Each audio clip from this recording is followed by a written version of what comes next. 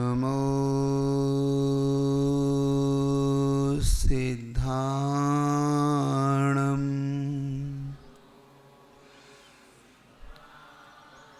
नमो आयर्याणं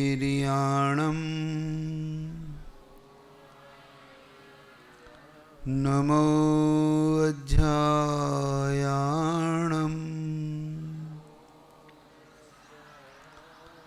नमो लोये सवसाहुणम्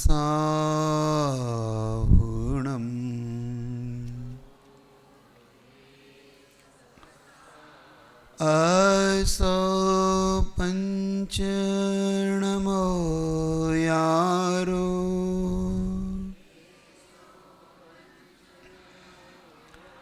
सवपावपणाशनो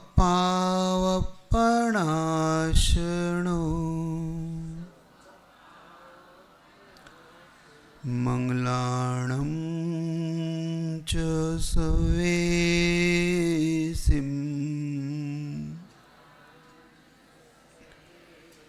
परमं हवै मंगलम् वन्दे विद्यासागरम्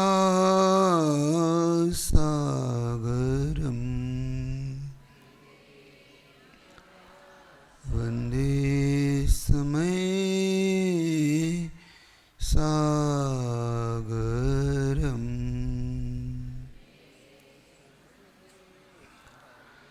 नमः समय साराय स्वानुभूत्या चकासते चित्स्वभावाय भावाय सर्वभावान्तरच्छिदे। बोले देवादिदेव अतिशयकारी शांतिनाथ भगवान की जय हो। चिंतामणि पार्श्वनाथ भगवान की जय हो। संश्रमणि आचार्य भगवंत गुरुदेव विद्यासागर जी महामुनिराज की जय हो। नवोदय आचार्य भगवंत समय सागर जी महाराज की परम पूज्य वीर सागर जी महाराज की जय हो। परम पूज्य मुनि श्री विशाल सागर जी महाराज की समस्त मुनि संघ की। बात प्रारंभ करो उससे पहले एक चीज तो स्पष्ट है कि यहाँ के लोगों का पुण्य कुछ अलग है, अलग क्वालिटी का है। वो इसलिए कह रहा हूँ, आज आचार्य भगवंत समय सागर जी महाराज अपने पूरे संघ के साथ मुक्तागिरि जी में प्रवेश उन्होंने किया और इधर वाराणसी में महाराज ने प्रवेश किया। किसी ने कहा कि आज इतना अच्छा योग है, रवि पुष्य योग है, और पुष्य योग ऐसा योग माना जाता है जो हजारों विघ्नों को टालता है, हजारों विघ्नों को काटता है। और पुष्य योग में किया हुआ काम कहते हैं, अगर सामान्य योग में वो 1 गुना फलता है तो पुष्य योग में लाख गुना फलता है। ये पुष्य योग का फल है। तो वैसे तो आपको कोई योग की जरूरत नहीं है, क्योंकि आपका संयोग इतना अच्छा है कि अगर दिगंबर मुनि महाराज आए तो सारे योग अपने आप बन जाते। फिर ऊपर से ऐसे योग मिल जाए तो कहने सोने पे क्या हो जाता है, सुहागा। तो कुल मिला के ये तो तय है कि आज का दिन रवि योग, पुष्य योग, सर्वार्थ सिद्धि योग, सारे योग के साथ जो संयोग बना है वो सबसे महत्वपूर्ण है। अब ये बात अलग है कि सारे योग बनने पर भी व्यक्ति अपने खिड़की दरवाजे बंद करके सोता रहे और कहे सूर्य मेरे घर में आता नहीं, तो फिर अब किसकी गलती है ना? ये तो गलती फिर आपकी है कि भाई आप जानबूझ के सो और फिर कहो कि हमारे सूर्य नहीं आता। तो ये आपको सोचना है। घटना ऐसी घटी कि चक्रवर्ती अपनी सभा में बैठा हुआ है, क्योंकि उपादान जब तक जागरण नहीं होता तब तक निमित्त भी कुछ नहीं कर सकता। उपादान की शक्ति अगर हमारी तीव्र हो जाए, जाग जाए, तो निमित्त उस उपादान को कई गुना ऊपर उठा देता है ना। जैसे आप अपने उपादान से बिजनेस तो करते हैं, लेकिन अगर सही मार्गदर्शक आपको मिल जाए, सही आपको रास्ता बताना मिल जाए, तो वही बिजनेस, वही व्यापार आप लाख गुना बढ़ा के कर लेते हैं। सही व्यक्ति, सही आपको पिता का आशीर्वाद मिल जाए, उसी समय सही लोकेशन पे दुकान मिल जाए, उसी पल आपको सही बिजनेस की टेक्निक आ जाए, तो आप लोग बढ़ जाते हो कि नहीं? यही अपने बच्चों को सिखाते हो कि बेटा ध्यान रखना, लोकेशन का ध्यान रखना, बिजनेस का ध्यान रखना।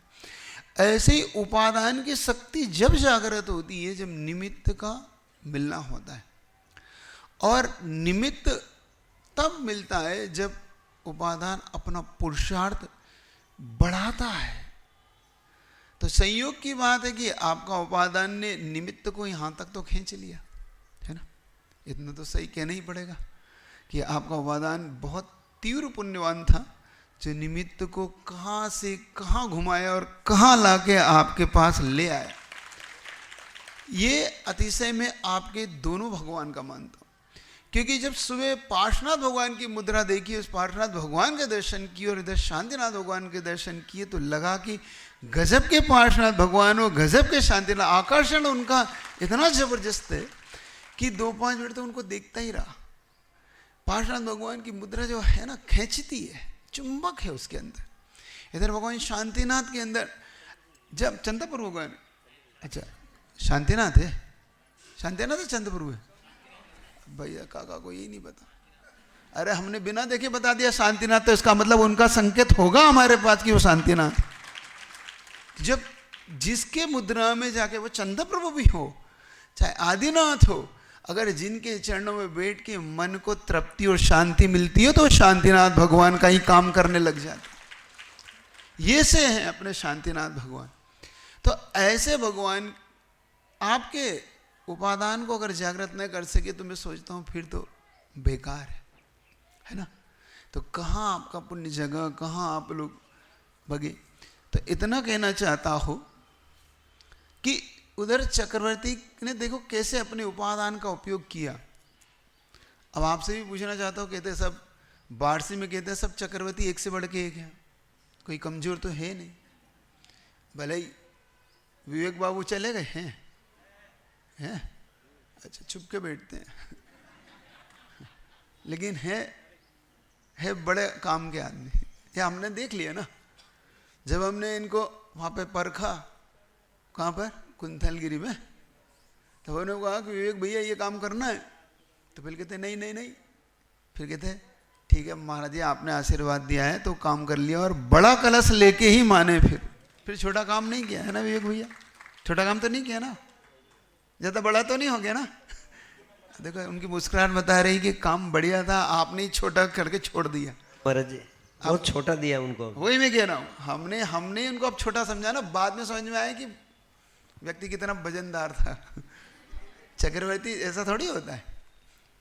अब चक्रवर्ती अपनी सभा में बैठा है, और जब चक्रवर्ती ने एक खबर सुनी, चक्रवर्ती ने खबर सुनी कि भगवान को केवल ज्ञान हुआ है। जैसे ही व्यक्ति ने आके खबर दी, उसने अपना मोतियों का हार उठा के उसके गले में डाल दिया। इतने में एक ने व्यक्ति ने आके खबर दी कि आपके पुण्य योग से आपके आयुधशाला में चक्र रत्न प्रकट हुआ। फिर एक ने खबर दी कि हे चक्रेश्वर, अब आप पिता बन गए और आपको पुत्र रत्न की प्राप्ति, इसी 3 खबर लाके दी। अब वारसी वाले होते तो कौन सी खबर जल्दी और कौन सी खबर का उत्साह तुम पहले मनाते? सही बताना बेटे का ना। तुम भगवान को बाद में पूछते, चक्र रत्न बाद में देखते, लेकिन सबसे पहले अपने पुत्र रत्न का उत्सव मनाते। लेकिन चक्रवर्ती ने अपने उपादान को व्यर्थ नहीं जाने दिया। चक्रवर्ती ने कहा देखो पुत्र रत्न है, कोई बात नहीं, चक्र रत्न भी है, मुझे चक्रवर्ती होने का यह संकेत दे रहा है, लेकिन जिनकी कृपा से, जिनके प्रसाद से, जिनके आशीर्वाद से मुझे ये सब प्राप्त हुआ है, ऐसे केवल ज्ञान आदिनाथ भगवान की पूजा करने सबसे पहले जाऊंगा। देखो व्यक्ति अपने पुण्य में पुण्य को कैसे बढ़ाता है। अब वो चाहते तो चक्रवर्ती की पूजा कर लेते, वो चाहते तो बेटे का उत्सव मना लेते, लेकिन उनको पता था कि जिनकी कृपा प्राप्त हुई है, ऐसे ही मैं वारसी में वालों से भी कहना चाहता हूँ, जिनकी कृपा से आप अपना सब कुछ, अच्छा कितने लोग अपने पार्षद तो शांतिनाथ भगवान का उपकार मानते, जरा हाथ खड़ा कर दिखाओ कि हम उनका, बाकी लोग नहीं मानते, तो हाथ खड़े करो ना कि हम सब उनका उपकार मानते या नहीं मानते, ये जरा दोनों कर दो। अपने बाबा का क्या जा रहा है, अपने को तो साइन तो करना है, कौन सा जायदाद देना है ना, लेकिन अंदर से खड़ा करना, क्योंकि उनका उपकार, सही बता रहा हूं, उनकी कृपा और उनके उपकार से, सोचो अभी हमें 24 घंटे भी नहीं हुए तो हमारा मन उनको देख के इतना प्रसन्न हो रहा है। तुम तो जीवन से उनके साथ रह रहे, वो आपके ऊपर उपकार करते आ रहे और आप उनके उपकार के बीच में रह रहे हो, तो आपको तो कितना उपकार मानना चाहिए। हमेशा उनको ऋण को मानो, उनके ऋण को चुकाने का पुरुषार्थ करो, सुन रहे हो कि नहीं। तो सबसे बड़ा जीवन में एक चीज सीखना कि उपकारी को कभी विसरना नहीं, कभी भी कृतज्ञ नहीं बनना, क्योंकि आचार्यों ने कहा कृतज्ञ से बड़ा पापी कोई नहीं होता। जो किए हुए उपकारों को भुला देता है, जो लोगों के उपकारों का ऋण नहीं चुकाता, वो अगले भाव में तिर्यंच बन के ऋण चुकाता है। जितने भी ये कुत्ते घूमते हैं ना, ये सब ऋणी है किसी ना किसी के, ये अपने मालिक के ऋणी है। पिछले भाव में इन सब ने किसी के ऋण को नहीं माना, सो इस भाव में ये बैल बन जाना, ऊँट बन जाना, घोड़े बन जाना, कुत्ते बन जाना, ये सब देखो किसी किसी की सेवा करते ही रहते हैं। जीवन भर जीवन पर्यंत सेवा क्यों करते हैं, क्योंकि इन्होंने किसी का उपकार तो ले लिया, लेकिन उपकार के बदले में कभी उसकी कृतज्ञता ज्ञापित नहीं की। इसलिए एक बात कहना चाहता हूँ, तुम मंदिर आओ या ना हो इससे फर्क नहीं पड़ता, क्योंकि मंदिर तो झाड़ू लगाने वाले भी आ जाते हैं, मंदिर तो कोई काम करने वाला भी चला जाता है, चलते चलते सड़क से निकलता है तो आदमी ऐसा कर लेता है, उसका नाम उपकार चुकाना नहीं है।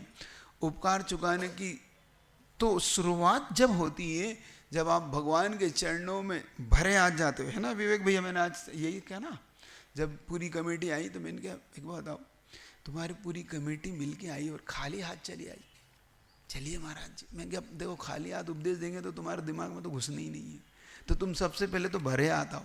तो उनके महाराज जी क्या करना, मैंने कहा एक श्रीफल लाओ या कुछ अर्घ चढ़ाओ।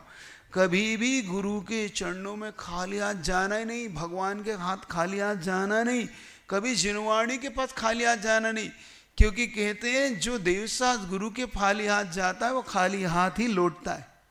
कितने लोग खाली हाथ आते हो भगवान के पास, है ना। हम तो ऐसे चले आए हिलते हिलते और सिर पटका और लगे। देखो तुम जिनकी सेवा वो करते हैं देवी देवता, उनके लिए तो तुम सब कुछ ले जाओगे, 16 श्रृंगार भी ले जाओगे और ये डेढ़ जो तुम ले जाते हो, है ना, ले जाते हो ना सारे काम। और शांतिनाथ भगवान को तो ऐसे माथा पटकते और चल भाई, अड़ोस पड़ोस में झांकते हो, पड़ोस अब समझ गए हो मैं क्या कहना चाह, है ना। तो ध्यान रखो कभी देवसास गुरु के पास खाली हाथ नहीं जाना।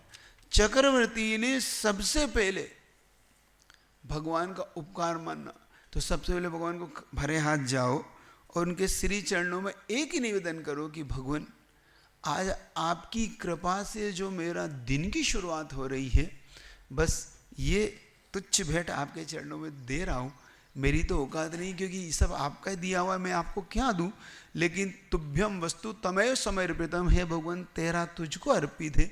लेकिन बस इतना सा है कि जैसे तुमने मेरे जीवन में इतनी कृपा बना रखी है, तो आज के दिन भी इतनी कृपा बनाए रखना कि जब भी कोई बात हो तो मैं तुझे याद करूं और तू मेरे पास हो, बस इतनी सी मेरे पर कृपा बनाए रखना। तुम्हारी कृपा से ये श्वास चल रही है, तुम्हारी कृपा से मैं भोजन कर रहा हूँ, तुम्हारी कृपा से मैं उठ रहा हूँ, बैठ रहा हूँ, मेरा परिवार अगर है तो आपकी कृपा से। ये शब्द, अब इसमें दरिद्रता तो नहीं है ना, इसमें तो पैसा नहीं लगता। बताओ कर पाओगे कि नहीं, करोगे, भूल तो नहीं जाओगे। तुम हाथ तो ऐसे भरते हो जैसे कर ही लोगे, हाँ तो ऐसे भरते हो, लेकिन सुबह कह दो महाराज जी भूल गए, आना तो भरे हाथ था, आना तो आपके चरणों में था। और देखो गुरु जब तक आपके, एक और चीज़ बता रहा हूँ आपको, रहस्य की चीज़ें हैं ये सब, ऐसे नहीं खुलती, ये तो आपके पुण्य से खुल रही हैं। जब तक गुरुदेव यहाँ पर है, जब तक मुनि संग यहाँ पर है, एक चीज़ और मैंने हर जगह सिखाता हूँ, आपको भी बोलता रहा हूँ, फिर कभी आपसे मिलना अपने एकदम होगा तो फिर बात करेंगे। तब तक गुरु चरणों में प्रतिदिन एक काम करना, अगर सुबह से उठ के कर लिया तो सबसे बड़ा काम कर लोगे। प्रतिदिन घर से एक उत्तम धातु का एक लोटा आता ना, पात्र, और ताट बोलते ना, थाली। अब तुम तो हिंदी समझते हो, समझते हैं? येते नहीं येते तुम्हें हिंदी? मला नहीं येते मराठी आती है ना? आपको इतनी सी चांदी की थाली लाना, चांदी इतनी महंगी हो गई है मर्जी कैसे लाना है? हाँ कह रहे थोड़ा ढीला पड़ा है, अभी खरीद लो फिर महंगा होने वाला है, ऐसा ये कह रहे। मैं नहीं कह रहा, इनसे ले लेना घटे बड़े तो वहाँ से लाना, और सुबह से इतना सा थोड़ा गर्म जल हो हल्का सा, और बस महाराज जी आपके चरणों की रस दे दीजिए, आपके चरणों की रस इतना निवेदन करके 2 बूंद डाल के, और सब महाराज जी की जब चरण रह जाओ तो उस घर में ले जाके कि हे प्रभु यही मेरे गुरु का आशीर्वाद है, यही वो चीज़ थी जिसको लेने के लिए मैं तड़प रहा था, जिसकी मुझे ज़रूरत थी। क्यों कह रहा हूँ ये बात इसलिए कह रहा हूँ कि खजुराहो के अंदर आचार्य श्री का ये रहस्य कब खुला मुझे, जब आचार्य जी खजुराहो 2017 में थे, और आचार्य श्री ऐसे बैठे हुए थे, और सुबह सुबह शांति धारा हुई भगवान पार्श्वनाथ की, उस दिन शायद मुकुट सप्तमी या कुछ था, तो वो बोली पार्श्वनाथ भगवान की शांति धारा की बोली 51,000 में चली गई। और ठीक 9 बजे जब गुरुजी मंच पे आए तो वो बोली गुरुजी की पता कितने में गई? बोली लगाने वाला दिल खोल के लगाते जा रहा था, वो ये नहीं सोच रहा था कि बोली कितने की, बस उसको तो ये था कि ये जो बैठा है सामने, इस व्यक्ति की चरण धूल मुझे चाहिए, और उस धूल के लिए उस व्यक्ति ने 2.5 करोड़ रुपए की बोली ली। वो कितने के लिए? 2.5 करोड़ की। किसी ने पूछा कि भाई इतनी महंगी बोली और वो भी एक गुरु की, अरे इससे ज्यादा बोली तो भगवान की जाना चाहिए भाई, शांति धारा बोली भगवान की कर रहे हो तो उनकी 51,000 में, और आचार्य श्री खुद उनके भक्त है, उनकी 2.5 करोड़ में। किसी ने पूछा कि ऐसा क्यों हुआ, तो उन्होंने कहा सुनो, ये जो आचार्य भगवान है ना, ये भगवान आचार्य नहीं है, ये चलते फिरते भगवान महावीर है, उनके तुल्य है। इनकी रज तो और भगवान की प्रतिमा तो जिनबिंब है, मूर्ति है, लेकिन ये हम सबके चेतन भगवान है। इनकी रज अब अरबों रुपए देके भी खरीद सकते हैं अपन। सही बताओ, आज आचार्य भगवान समाधिस्थ हो गए, आज हम करोड़ों ने अरबों रुपए अब देते, उनकी बूंद एक बूंद भी धूल पा सकते हो।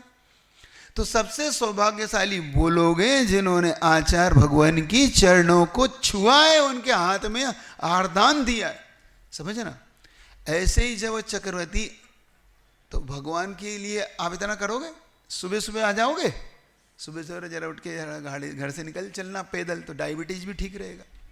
पैदल चलना, गाड़ियों से मत चलना, और गाड़ी चलो तो चलो तुम्हारी इच्छा है, लेकिन कम से कम गुरु रज लेके और भगवान को एक अर्घ श्रीफल चढ़ा के फिर दिन की शुरुआत करना। ठीक है? अब देखो चक्रवर्ती ने अपनी शुरुआत कैसे की। चक्रवर्ती ने सबसे पहले उठ के अब भारी वैभव के साथ, छोटा मोटा वैभव नहीं, भारी वैभव, रत्न, बड़े बड़े रत्नों के साथ स्वर्ण की फूल बना के, और यह नहीं तुम्हारा नकली फूल लगा के तुम चिपका जाते हो, वो नहीं, स्वर्ण रत्न, स्वर्ण फूल, रत्नदीप और बड़े बड़े रत्नों के साथ भगवान की इतनी भारी पूजा की उन्होंने जाके समोसण में। तो उसने पूछा कि हे चक्री, तुमने ऐसा क्यों किया? तो चक्रवर्ती ने उत्तर दिया कि हे प्रभु, मैंने भगवान की भक्ति इसलिए की, आप मेरे पिता हैं इसलिए नहीं की, आप मेरे चक्रवर्ती के पिता कहलाओगे इसलिए भी नहीं की, मैं आपका पुत्र इसलिए भी नहीं की, मैंने इसलिए की है कि हे भगवान, इस जन्म में जो आपका ऋण है मेरे ऊपर, क्योंकि वही संतान वह है जो पिता के बताए हुए मार्ग का अनुसरण करती है। ऐसे ही जिस प्रकार आपने इस रत्नत्रय को पाके केवल ज्ञान की प्राप्ति की, एक दिन मैं भी रत्नत्रय को पाके केवल ज्ञान की प्राप्ति करूंगा, इसलिए मैंने आपकी पूजा की है। और देखो चक्रवर्ती को उसका फल प्राप्त हुआ। जब अंतर्मुहूर्त काल बीता, दीक्षा ले कितना देर बचता, आदिनाथ भगवान को तो 1000 वर्ष लग गए, बाहुबली को 1 साल लग गया, लेकिन चक्रवर्ती ने ऐसी भव्य पूजा की, इतनी विशुद्धि बढ़ाई, और वो ना ध्यान से हो सकती है, ना वो विशुद्धि किसी चीज से नहीं हो सकती। वो विशुद्धि होती है तो भगवान की मुख मुद्रा देखने से वो विशुद्धि बढ़ती है। चक्रवर्ती ने उस मुद्रा से जो विशुद्धि पाई, तो दीक्षा लेते अंतर्मुद बीतते ही केवल ज्ञान की प्राप्ति हो गई। सोचो अब तुम्हें क्या करना है महाराज जी? हमारे पास तो महाराज इतना समय है नहीं, इसलिए महाराज जी ने तुम्हारे देख के 3 या 4 दिन तुम्हें दिए, है ना। अब तुम्हें क्या गलती नहीं करना है। अब देखो, जीवन भर कमाओगे, जीवन भर खर्च कर लोगे, लेकिन तुम्हें वो करना है कि जिनकी कृपा से सब कुछ मिला है। नहीं तो होता क्या है, एक छोटा सा बात बता के अपनी बात पूरी करूँगा महाराज को माइक देने से। एक बहुत अच्छा मैंने प्रसंग पढ़ा, उस प्रसंग को आपके सामने रखता हूँ। एक पिता और पुत्र दोनों, और पिता छोटा मोटा नहीं, अरबपति पिता, दोनों पिता पुत्र, लेकिन दोनों में एक सबसे बड़ी बात थी कि दोनों में कभी नहीं पटी। पिता अलग मूड में रहते थे, पुत्र अलग मूड में रहता था, और दोनों में कभी नहीं, हमेशा अनबन होती रहती थी। क्योंकि अब पिता हमेशा उससे कुछ ही किसी बात पर हॉट टॉक होती रहते, तो दोनों अपने अपन में रहते थे। लेकिन उम्र के साथ जब पिता बुजुर्ग होने लगे, बीमारियां घेरने लगी, तो पिता बिस्तर पे चले गए। कितना ही पैसा हो, कितना ही धन हो, अगर घर में सुख नहीं हो तो सारा पैसा बेकार होता है कि नहीं। कितना ही अरबपति हो, कितनी व्यक्ति के पास कितनी मकान हो, कितनी दुकान हो, बहुत बड़ा शोरूम भी हो, चाहे चांदी का, चाहे सोने का हो, चाहे किराना दुकान हो, कपड़े का हो, किसी चीज का भी हो, घर में सुकून की 2 रोटी और अगर रिलेशन अच्छे नहीं है परिवार के, तो वो सब बेकार है। घर में घुसते अगर ऐसा लगता है कि घर से निकल चलो, दुकान पे ठीक है, इससे अच्छा तो भाई दोस्त के साथ अच्छा हूँ, तो समझना फिर अभी तुम्हारा घर घर नहीं है, वो नरक का ही रूप है। तुम्हारा घर 4 सदस्यों से नहीं होता, घर तब होता है जब 4 सदस्य मिलके सुख दुख बांटते, उसका नाम घर होता है, 4 दीवाली का नाम घर नहीं होता। अब वो पिता पुत्र आपस में बात ही नहीं करते, क्या किया जाए। अब पिता धीरे धीरे बुजुर्ग हो गए, बीमारियों ने घेर लिया, तो डॉक्टर ने आके धीरे धीरे एक एक करके उनको हाथ में, मुख में, सब में नलियां डल गई, मुख में नली डल गई, हाथ में सीरीज लग गई, अब ऑक्सीजन के लिए वो लगा दिया मुख पे, सब कुछ। लेकिन पुत्र उनके पास कम जाता था, इसलिए कि भाई मुझे देख के इनको दिक्कत होती है, इसलिए मैं थोड़ा सा, और डॉक्टर रोज आता, चेकअप करता चला जाता। एक दिन डॉक्टर आया और डॉक्टर ने आके उसके बेटे से कहा कि अब आपके पिता के पास ज़्यादा समय नहीं है, मैं जो कर सकता था मैंने किया, ट्रीटमेंट किया, लेकिन अब दवाइयाँ इनके लिए अब नहीं बची, और ये कभी भी इनका कोई भी घटना घट सकती है, तो अब तुम इनको जितना धर्म ध्यान करा सको, जितना सुना सको तो सुना लो। लेकिन अब उस पुत्र के सामने समस्या ये थी कि पिता से पढ़ती नहीं, तो मैं धर्म ध्यान सुनाने जाऊंगा और इनको आर्तरुद ध्यान होगा, ये तय है। तो उसने क्या किया जाए, तो घर से बाहर निकला और एक व्यक्ति से वहाँ से गुजर रहा था, उसने निवेदन किया कि भाई मेरे पिता को अंतिम समय चल रहा है, तो तुम आप हो सके तो उनके लिए कोई धर्म ध्यान सुना दो। देखो कितना बुरा विषय होता है कि व्यक्ति, अपना बेटा भी अपने पिता को धर्म ध्यान नहीं सुना पा रहा, सिर्फ आपस के रिलेशन में। अब वो व्यक्ति भी थोड़ा सा, उसने देखा, उसने ऊपर से शकल देखी, थोड़ा बंगले को देखा, तो उसने वो प्रोफेशनल निकला, उसने कहा भाई सुना तो दूंगा, लेकिन 1 घंटे के कम से कम 50,000 रुपये लूंगा। तो उसने कहा पैसे की तो कमी है ही नहीं। उसने कहा ठीक है तुम 50,000 लो, लेकिन बस मेरे पिता का अंतिम समय सुधार दो, ठीक है।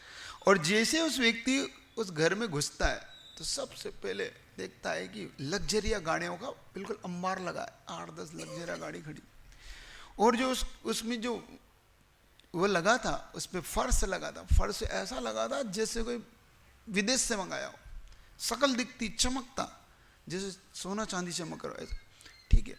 अंदर घुसते उसने सोफा सेट, बंगला, जैसे उसके सारी चीजें देखी, व्यवस्था, तो वो आंखें फटी रह गई कि भाई इतना इतना वैभव, और बड़ा सा बंगला, घुसने में उसको 10 मिनट लग गए उसके प्रवेश करने। और जाते ही उसने पिता के दूसरे मंजिल पे जाके देखा तो सारी चीज़ें धरी हैं, लेकिन वो पिता ऐसा लेटा हुआ है और नाक लगी। उसने क्या, अरे। अब उसने कहा कि भाई इसकी श्वासें उखड़ रही हैं और वो अपना धर्म ध्यान सुना रहा है। और 25 मिनट श्वास चली और उसकी श्वास बंद हो गई। उसने देखा भाई इसकी श्वासें बंद हो गई। उसने मुख पे कपड़ा डाला और वो बाहर आ गया। अब आंखें उसकी भी, दुख तो था उसको। उसके बेटे से मिला, उसके बेटे से कहा कि क्षमा करना, अब आपके पिता की सांस नहीं है, चले गए। बेटे को भी दुख हुआ, आंखें भीग भी गई, लेकिन अब प्रोफेशनल बात तो हुई थी भाई। तो उसने अपनी जेब से 50,000 रुपये निकाले और उसके हाथ में रख दिया। और जैसे उसने हाथ में रखे उसने वापस रिटर्न कर दिए कि नहीं मुझे पैसा नहीं चाहिए। भाई उसे लगा कि इसको लालच आ गया या इसके मन में कम पड़ रहा है। तो उसने कहा कोई बात नहीं, देखो इसमें शर्म की बात नहीं है, और आपकी मेरी तो बात हुई है, आपने भी कहा है मैंने भी कहा है, तो ये आप रख लो, इसमें कोई वो नहीं। पिता तो ठीक है, मैं अपने पिता का दुख मानता हूँ, लेकिन तो उसने कहा नहीं नहीं मुझे आपसे नहीं चाहिए। ज़्यादा चाहिए क्या? नहीं ज़्यादा भी नहीं चाहिए, मुझे ये भी नहीं चाहिए, तो ज़्यादा की तो कोई बात ही नहीं है। फिर बात क्या है? नहीं मुझे बस जाने दीजिए, इतना सा मुझे फ्री कीजिए, मुझे जाना है। उसने कहा अच्छा एक बात है, चले जाओ, जाते जाते ये तो बता जाओ कि क्यों नहीं ले रहे हो, क्योंकि पैसे जैसी चीज है ना, आदमी सब छोड़ सकता है, लेकिन बारसी वाले बोलो ना तुमसे अच्छा कौन जानता है पैसे के लिए तुम क्या नहीं कर सकते, है ना। बाप बड़ा ना भैया सबसे बड़ा, अब तुम ही बोल दो क्या है? अरे गुरु भी बाद में दुकान, अरे गुरु तो आते रहते जाते रहते हैं, पहले दुकान खोल लो। क्या आज तो रविवार है, सो आज तो तुम आ गए, कल क्या कहोगे महाराज जी, अगले रविवार मिलते। सही बता है ना, ऐसा तो नहीं करोगे ना? नहीं मुझे विश्वास है तुम भव्य जीव, जैसे महाराज ने अभी कहा, अरे तुम भरत चक्रवर्ती की तरह सब कुछ छोड़ दोगे लेकिन अपने गुरु को नहीं छोड़ोगे, मुझे अंदर से विश्वास। अरे गुरु चरण के लिए लोग क्या नहीं करते, सोचो। उसने सब कुछ किया, उसने एक ही प्रश्न रखा। अब बारसी वालों के लिए उसका उत्तर दे रहा हूं, अगर तुम्हें समझ में आ जाए तो आने वाले समय के लिए अपनी तैयारी करना। उसने कहा कि ये बात सच है कि जब मेरी और आपकी चर्चा हुई थी तो मेरे मन में थोड़ा लोभ था कि चलो कम से कम कुछ मिल जाएगा, लेकिन एक बात ने मुझे हिला कर रख दिया। उसने क्या, जब मैं आपका घर देखा, आपकी गाड़ियाँ देखी, आपका सोना वैभव इतना लदा पड़ा देखा, तो आपके वैभव देख के मेरे मन में एक बात आई। और फिर आपके पिता को देखा, जैसे आपके पिता की स्थिति देखी, मुख में नली, हाथ में नली, नाक में नली, भोजन की नली, पैर में नली, लघु शंका में, दीर्घ सब में तो नली डाली है। तो एक ही चीज देखी कि इधर आपकी पिता की आंख बंद हुई और मेरी आंख खुल गई, बस इतना सा मुझे पता है। समझ रहे? आपकी पिता की आंख बंद हुई और मेरी आंख खुल गई कि ये वैभव बेकार है। अगर इससे 2 सेकंड की जिंदगी भी अगर नहीं मिल सकती इन धन से, इन पैसे से, तो जिंदगी भर जिसके लिए हमने दौड़ लगाई, जिंदगी भर पाप किया, जिंदगी भर हमने जिस चीज को पाने के लिए रिश्तेदारी खोई, अपने भाई से लड़े, पिता से लड़े, अपन ने जिंदगी भर केस की एक दूसरे पे, गिरावकों को ना जाने किस भाव से हमने भाव लूटा खसोटा, सारे संसार के सारे पाप किए।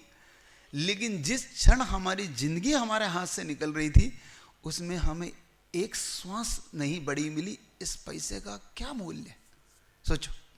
समझे बारसी वालों, जिसके लिए तुम दिन रात कर रहे हो, दिन रात एक कर रखा है तुमने, है ना। सुबह नहीं शाम नहीं, खा नहीं रहे, पी नहीं रहे, स्वास्थ्य नहीं देख रहे हैं। डॉक्टर कह रहा है जरा आधे घंटे घूम आओ, तो तुम कह रहे नहीं मेरी दुकान लेट हो जाऊंगा। कोई महाराज जी कह रहे हैं कि थोड़ा सा एक बार अभिषेक कर लो, नहीं महाराज जी सुबह जल्दी से थोड़ा बिजनेस रहता है कि नहीं रहता? सब बताओ। कितने लोग अपने घर का टिफिन घर में दुकान पे खाते हो? आधे से ऊपर लोग खाते ना। सुबह खा के जाएंगे और शाम का बांध देना या भेज देना, अब घर लौट के नहीं खाऊंगा। अरे अपने परिवार के साथ अगर हम 2 रोटी मिलके ना खा सके तो किसके लिए हम रोटी कमा रहे हैं? सोचो। पत्नी इंतजार करती, बच्चे इंतजार करते, माता पिता इंतजार करते हैं कि कम से कम हमारा परिवार का सदस्य आएगा और हम सब मिलके हंस मिलके एक दूसरे को खाएंगे पिएंगे। तो इतना ही तो जिंदगी है। बताओ जिंदगी कितनी सी है? सोचो, उसकी आंख खुल गई। अब बारसी वालों की आंख खुली कि नहीं खुली मुझे नहीं पता, खुल गई अभी भी बंद है? बोल दो ना जल्दी, प्रवचन पूरा करो। सुनो ना, जिन जिन अब यहाँ जितने भी चेयरपर्सन बैठे हैं, चेयरमैन हैं, खुली कि नहीं खुली? बोलो ना, खुल गई। तो अगर आंख खुल गई हो तो आने वाले समोसरण की स्थिति ऐसी होना चाहिए कि नहीं महाराज, सारे संसार के काम बाद में, 4 ही दिन तो मिले हैं जो आपने हमें कीमती दिए, जीवन को समझने के लिए दिए 4 दिन। ये 4 दिन छोड़ना नहीं है, समझ रहे हो? और राशि की कोई बात नहीं है, भले ही विवेक भैया ने घोषणा की है कितनी ही राशि की। अगर कोई बहुत गरीब है, मैं उसकी राशि किसी से भी दिलवाऊंगा, लेकिन समोसरण में बैठने से कोई नहीं चूकना, सारे भव्य से मिल के बैठना। और एक चीज़ और कह के अपनी बात पूरी करता हूँ। विवेक भैया, आपके पास आज 1 तारीख है और आप 7 तारीख को समोसरण लगाने हो, मतलब 6 दिन है। 6 दिन में इतनी अच्छी व्यवस्था कर लो, इतनी अच्छी व्यवस्था करो कि एक तो इनकी ड्रेस कोड बहुत अच्छा हो और सौम्य और सुंदर हो और हथकरघे का हो। ये 400-500 रुपये की साड़ी नहीं खरीदना है अपने को खरीदना है हथकरघे की सुंदर साड़ी, जिसमें ये महिला वर्ग जब आए तो ऐसा लगे इन्होंने आचार्य श्री का सपना पूरा कर दिया है हथकरघा पहन के। और इंद्र जब पहने वो भी हथकरघा की, अच्छी से अच्छी इंद्र दोनों की जोड़ा बनता ना, ऐसा सिंगल वालों के लिए भी अच्छी से अच्छी चीज़। तुम पैसे कितने बोलो वो देंगे, लेकिन चीज़ अच्छी होना चाहिए। द्रव्य सुंदर से सुंदर चढ़ना चाहिए, द्रव्य में सुंदर हो, किसी चीज़ में कमी मत रखना। मैं गारंटी लेता हूँ, देने वाला आपको किसी चीज़ में कमी नहीं रखेगा, आप उसे देना, वो आपको रिटर्न में क्या देता है ये देखना। बहुत बड़ी बात कह रहा हूँ, क्यों? सच कह रहा हूँ कि नहीं? महिला वर्ग, ठीक है ना? तो महिला वर्ग को ही सौंप दो ये काम कि उन्हें कौन सी चीज़ सुंदर कलर है, कौन सा उनको चाहिए, लेकिन लाइट होना चाहिए, ज़्यादा डार्क नहीं, ऐसा भड़काओ नहीं कि उसको देख के इंद्रिय घबरा जाए। हाँ, इंद्रिय भी प्रसन्न होके उतर जाए धरती पे, ऐसा कुछ कलर हो ना, ठीक है ना? बढ़िया सुंदर सा हो, तो द्रव्य भी अच्छी हो, समोसरण का रूप भी अच्छा हो, बढ़िया रोज गाजे बाजे 4 दिन तक रोज बाजे बजना चाहिए कि हमारे यहाँ समोसरण लगाए, लोग पूछना चाहिए। अरे बढ़िया समोसरण के जब घट यात्रा निकले उसकी तैयारी सुंदर होना चाहिए, घट यात्रा की तैयारी अच्छी सुंदर हो। आप अच्छा ड्रेस कोड बनाओ, अच्छा बढ़िया से बढ़िया करना, क्योंकि अपने भगवान कमजोर नहीं है, सारे संसार के देवता जिनके चरणों में झुकते हैं, ऐसे हमारा भगवान का समोसरण है। ऐसा भव्य समोसरण बनाना, सब कुछ करना, इतना ही रखता हूँ। आपकी आंखें खुल गई होगी। आप जिसके पीछे जिस वैभव और जिसके पीछे भाव रहो, ये वैभव यहीं रह जाएगा। इस धरा का, इस धरा पे सब धरा रह जाएगा। खाली हाथ आया था और खाली हाथ जाएगा। इतना ही कह के आचार्य भगवान को याद करता हुआ कि हे भगवान, आपकी कृपा से ये लोग जागृत हों, इनका भी मन बने और अच्छे से अच्छे भगवान की भक्ति करोगे कि नहीं? मैं तो मानता हूँ कि देखो, समोसरण में जब जो भी चक्रवर्ती आए उसकी व्यवस्था भी ऐसा कि कहीं जैसे इस आपका पार्श्वनाथ मंदिर है, वहाँ से चक्रवर्ती का परिवार रोज 4 दिन तक अलग अलग, जैसे कोई कुबेर बनेगा, कोई चक्रवर्ती बनेगा, कोई शोधन बनेगा, वो बढ़िया बैठ के तीनों चारों पर बग्गियाँ हो या कुछ हो उन पर बैठ के आए, शाम को आरती लेके लोग आए। मतलब अच्छा संगीतकार भी हल्का मत करना भाई, हाँ संगीतकार के ना 10-50 हज़ार ऊपर ले, लेकिन ऐसा बाजा बजा कि पूरा वाराणसी गूंजे, पूरा भारत गूंजे कि वाराणसी में कुछ हो रहा है। मतलब कोई भी काम हल्का नहीं होना चाहिए। राजन जी, हल्का तो नहीं होगा ना? हाँ ये है, वो तुम देखो, नहीं हो तो और किसी से पूछो जरा। अच्छा है, हाँ मतलब आनंद आना चाहिए, क्योंकि तुम तो एक ही मले छान बांटते बस और हाथ ऊंचे कर दिए। ये सब हो गए पुराने। अब कोई जरा ऐसा जिसमें तुम्हारी शक्ति लगा, अब देख लेना, वो तुम्हारा काम है। तो अच्छा हो, प्रतिष्ठाचार इतना सुंदर हो जो तुम्हारे लिए हर पल जागृत करे, ठीक है ना? तो ये सब काम आपकी बढ़िया अच्छी योजना बनाओ, अच्छे से बैठो मिलके अच्छे से। अच्छा, एकता के सूत्र में करना है, ऐसा तो नहीं पार्श्वनाथ मंदिर अलग है, शांतिनाथ अलग है, क्योंकि भगवान के समोसरण में सोचो, जब भगवान के समोसरण लगता है तो शेर और गाय भी एक जगह बैठ जाते हैं। बैठ जाते कि नहीं? अब यहाँ जिनमें हो, जिनमें एक दूसरे को जरा देखते हो तिरछी निगाह से, तो वो भी जरा गले मिल लेना और इस समोसरण में एकता का प्रतीक कर देना, एकता बढ़ा देना। और उस समोसरण में हो सके तो जो तुम्हारे पूरे जैन सकल दिगंत समाज है ना, उनको भी कम से कम प्रवचन के लिए इनवाइट कर लेना कि प्रवचन सुनने आए, वो भी इस समोसरण को देखें क्या होता है भगवान का रूप, है ना। इस तरह से कर लेना। बोलिए आचार्य भगवंत गुरुदेव विद्यासागर जी महामुनि राज की जय।